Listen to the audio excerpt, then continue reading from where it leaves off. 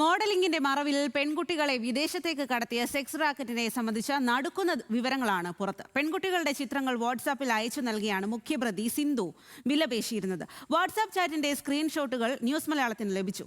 വിദേശത്തുള്ള മറ്റ് 2 പ്രതികളെ നാട്ടിലെത്തിക്കാനുള്ള നീക്കത്തിലാണ് പോലീസ്.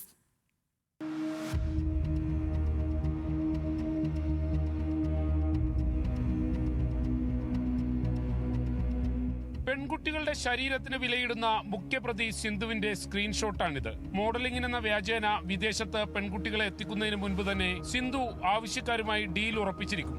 ഫോട്ടോ അയച്ചു നൽകി തുക പറഞ്ഞുറപ്പിച്ചായിരിക്കും ഡീൽ.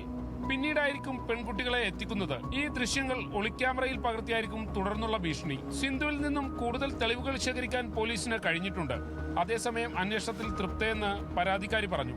നിലവിലെ അന്വേഷണം ശരിയായ ദിശയിലാണെന്നും സാമൂഹ്യ മാധ്യമങ്ങളിലൂടെ ചിലർ ഭീഷണിപ്പെടുത്തുന്നതിൽ കടുത്ത മാനസിക ബുദ്ധിമുട്ടുണ്ടെന്നും പരാതിക്കാരി വ്യക്തമാക്കി. ഇപ്പോഴത്തെ പോലീസ് അന്വേഷണത്തിൽ ഞാൻ വളരെയധികം സാറ്റിസ്ഫൈഡ് ആണ്. അറസ്റ്റിലായവരുമായി ബന്ധമുള്ള ആളുകൾ വന്ന് സോഷ്യൽ മീഡിയയിൽ വെല്ലുവിളി നടത്തുന്നുണ്ട്. അതെനിക്ക് വളരെയധികം വിഷമവും ഉണ്ട്, ആശങ്കയുണ്ട്. കാര്യം നമ്മൾ അത്രയും അനുഭവിച്ചിട്ട് അവരിങ്ങനെയൊക്കെ ചെയ്യുമ്പോൾ കാര്യം എന്താന്ന് പോലും അവർക്ക് അറിയില്ല. എന്നിട്ട് അവരിങ്ങനെയൊക്കെ ചെയ്യുമ്പോൾ നമുക്കതിൽ ഒരുപാട് വിഷമമുണ്ട്. അവരുടെ വീട്ടിലെ ആൾക്കാണ് ഇങ്ങനെ സംഭവിക്കുന്നതെങ്കിൽ അവരൊരിക്കലും ഇങ്ങനെ ചെയ്യില്ലല്ലോ. കേസിൽ വിദേശത്ത് ഒളിവിൽ കഴിയുന്ന ഷംല, റഹ്മത്ത് എന്നീ പ്രതികളെ തിരികെ നാട്ടിലെത്തിക്കാനുള്ള ശ്രമം പോലീസ് ആരംഭിച്ചു. 2 ദിവസത്തിന് ശേഷം സിന്ധുവിനെ കസ്റ്റഡിയിൽ വാങ്ങി ചോദ്യം ചെയ്യാനാണ് പോലീസിന്റെ തീരുമാനം. മുഖ്യപ്രതിയെ ചോദ്യം ചെയ്യുന്നത് വഴി കൂടുതൽ വിവരങ്ങൾ ലഭിക്കുമെന്ന പ്രതീക്ഷയിലാണ് അന്വേഷണ സംഘം. കേസിൽ ഇതുവരെ 3 പ്രതികളാണ് അറസ്റ്റിലായിട്ടുള്ളത്. നിലവിൽ 2 പരാതികളാണ് പോലീസിന് ലഭിച്ചിരിക്കുന്നത്.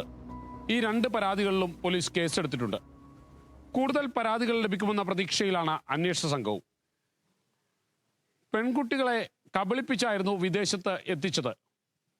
പിന്നീട് അവരുടെ നഗ്ന ദൃശ്യങ്ങൾ വീഡിയോയിൽ പകർത്തുകയും ചെയ്യും. ഈ ദൃശ്യങ്ങൾ കാണിച്ചായിരുന്നു തുടർന്നുള്ള ഭീഷണി. സിന്ധുവിനെ ചോദ്യം ചെയ്യുന്നതോടെ കൂടുതൽ പ്രതികൾ പിടിയിലാകുമെന്ന പ്രതീക്ഷയിൽ തന്നെയാണ് അന്വേഷണ സംഘം. ഷാഹിർ ആന്റണി, ന്യൂസ് മലയാളം, കൊച്ചി.